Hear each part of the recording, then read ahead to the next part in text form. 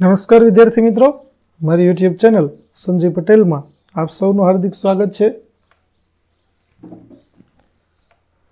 મિત્રો, આજના વિડીયોની અંદર આપણે ધોરણ 5 વિષય છે અંગ્રેજી, જેનું યુનિટ 10 જેનું નામ છે લાઈફ સ્કિલ્સ, આ પાઠના ભાગ 2 ની અંદર આજે આપણે પાઠ સમજૂતી અને પ્રશ્ન જવાબો વિશે શીખવાના છીએ, જેમાં રીડિંગની અંદર જે એક્ટિવિટી આપવામાં આવેલી છે તેના વિશે આપણે જોઈશું. વિદ્યાર્થી મિત્રો, જો તમે મારી ચેનલમાં નવા હોય તો મારી ચેનલને જરૂરથી સબસ્ક્રાઇબ કરો. વિડીયો સારો લાગે તો લાઇક કરો, શેર કરો અને બેલ નોટિફિકેશન ઓન કરો, જેથી મારા આગળના નવા વિડીયો પણ આપને મળતા રહે. તેમજ વિદ્યાર્થી મિત્રો, આ પાઠની પીડીએફ જોવા માટે પ્લે સ્ટોરમાં જઈ અમારી એપ્લિકેશન વિશ્વગુરુ STD 1-12 ગુજરાતી ડાઉનલોડ કરી તમારા મોબાઈલમાં ઇન્સ્ટોલ કરો. જે તમે શરૂ કરશો તો તમને આ પ્રકારે જોવા મળશે, જેમાં બધા ધોરણની અંદર તમને ધોરણ બતાવશે, ધોરણ પસંદ કરશો એટલે વિષય બતાવશે, વિષય પસંદ કરશો એટલે પાઠનું નામ બતાવશે. જેમાં વિડીયો ઉપર ક્લિક કરશો તો વિડીયો જોવા મળશે અને PDF ઉપર ક્લિક કરશો તો તમને PDF જોવા મળશે. તો આશા રાખું છું અમારી એપ્લિકેશન આપ સૌને ગમશે. જરૂર ડાઉનલોડ કરજો, જે એકદમ ફ્રી છે. કોઈપણ પ્રકારના ચાર્જ વગર તમે વિડીયો અને PDF જોઈ શકશો. તો ચાલો મિત્રો, હવે આપણે શરૂ કરીએ પાઠ 10મો ભાગ 2. Read the passage and answer the questions, એટલે કે ફકરો આપેલો છે તેને વાંચો અને આપેલા પ્રશ્નોના જવાબો આપો. તો ચાલો સૌપ્રથમ ફકરાની અંદર શું કહેવામાં આવ્યું છે તે આપણે જોઈ લઈએ. A blind boy sat on the steps of a building with a hat near his feet. એક આંધળો છોકરો મકાનના પગથિયા પાસે ટોપી લઈને બેઠો છે. બ્લાઇન્ડ બોય એટલે આંધળો છોકરો. He put up a board which said I am blind, please help. તેણે એક બોર્ડ લગાવ્યું જેમાં લખ્યું હતું કે હું અંધ છું, મને મહેરબાની કરીને મને મદદ કરો. There were only a few coins in the hat in the evening. સાંજે ટોપીમાં થોડા જ સિક્કા હતા. A man saw this. એક માણસે આ જોયું. He took a few coins from his pocket and dropped them into the hat. તેણે પોતાના ખિસ્સામાંથી થોડા સિક્કા કાઢ્યા અને ટોપીમાં નાખ્યા. He then took the board, turned in it around and wrote some words. પછી તેણે બોર્ડ લીધું, તેને ફેરવ્યું અને કેટલાક શબ્દો લખ્યા. He put the board back. તેણે બોર્ડ પાછું મૂક્યું. Now people would see the new words. હવે લોકોને નવા શબ્દો દેખાશે. Soon the hat began to fill up. થોડા ટૂંક સમયમાં જ ટોપી ભરાવા લાગી. A lot more people were giving money to the blind boy.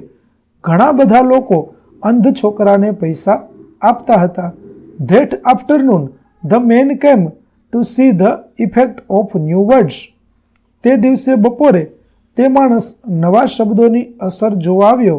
The boy recognized his footstep and asked were you the one who changed my signboard this morning? What did you write? છોકરાએ તેના પગલાં ઓળખી લીધા અને પૂછ્યું કે આજે સવારે મારું સાઇનબોર્ડ બદલનાર તમે જ હતા, તમે શું લખ્યું? ત્યારે the man said I only what the truth. પેલા માણસે કહ્યું કે મેં માત્ર સત્ય લખ્યું. ટ્રુથ એટલે સત્ય. I said the same thing. મેં તે જ વસ્તુ કહી, but in a different way, પણ બીજા રસ્તે, બીજી રીતે. I wrote, today is a beautiful day, but I cannot see it. કે મેં લખ્યું કે આજનો દિવસ સુંદર છે પણ હું જોઈ શકતો નથી. Both the signboard indicated the people that the boy was blind. બંને સાઇનબોર્ડ લોકોને દર્શાવે છે કે છોકરો અંધ છે. But the first simply said that the boy was blind. પરંતુ પ્રથમે સરળ રીતે કહ્યું કે છોકરો આંધળો છે, અને the second signboard indicated to the people that they were lucky that they were not blind. બીજા સાઇનબોર્ડે લોકોને સૂચવ્યું કે તેઓ નસીબદાર છે કે તેઓ અંધ ન હતા. The second signboard was more effective. બીજું સાઇનબોર્ડ છે તે વધુ અસરકારક હતું. એટલા માટે છોકરાની ટોપી છે તે સિક્કાઓથી ભરાઈ જાય છે. ચાલો હવે આપણે પ્રશ્નો જોઈએ. What was written on the board first? Board પર પહેલા શું લખેલું હતું? તો at first it was written on the board. પ્રથમ બોર્ડ પર લખેલું હતું કે I am blind, please help me. હું અંધ છું, મહેરબાની કરીને મને મદદ કરો. બીજું, the man helped him in 2 ways. માણસે તેને 2 રીતે મદદ કરી. તો the man helped him in 2 ways. He dropped some coins in the boy's hat. તેણે છોકરાની ટોપીમાં થોડા સિક્કા નાખ્યા અને he wrote a new board for him. તેણે છોકરા માટે નવું બોર્ડ લખ્યું હતું. આ રીતે બે રીતે તેણે મદદ કરી. ત્યાર પછી people give the boy more money after. લોકોએ છોકરાને વધારે પૈસા આપ્યા જ્યારે, આખું વાક્ય આપણે પૂરું કરવાનું છે કે people gave the boy more money after the man changed the signboard. લોકોએ છોકરાને વધારે પૈસા આપ્યા જ્યારે માણસે તેનું સાઇનબોર્ડ બદલાવ્યું હતું. ચોથું, the man wrote different words on the other side of the board. True or false? માણસે સાઇનબોર્ડની બીજી બાજુ નવા શબ્દો લખ્યા, સાચું કે ખોટું? તો તે સાચું છે. પાંચમું, the second signboard said that the people can see. બીજું સાઇનબોર્ડ કહેતું હતું કે તમે જોઈ શકો છો. that it is a beautiful day but the boy cannot see it. Board કહેતું હતું કે તમે તે જોઈ શકો છો પરંતુ આ છોકરો સુંદર દિવસને જોઈ શકતો નથી.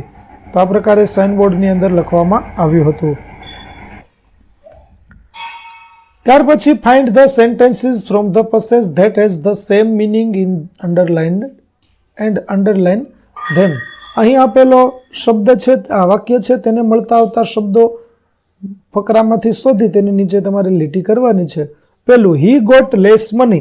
તેને થોડા રૂપિયા મળ્યા. તો તેનું વાક્ય થશે there were only a few coins in the hat that evening.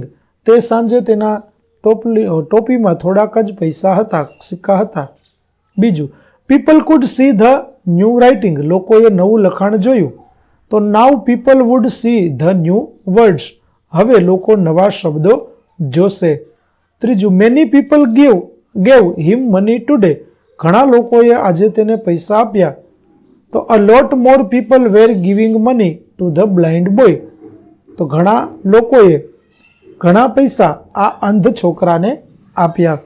ચોથું, I used different words for the same truth. મેં જુદા શબ્દોમાં સત્ય સમજાવ્યું.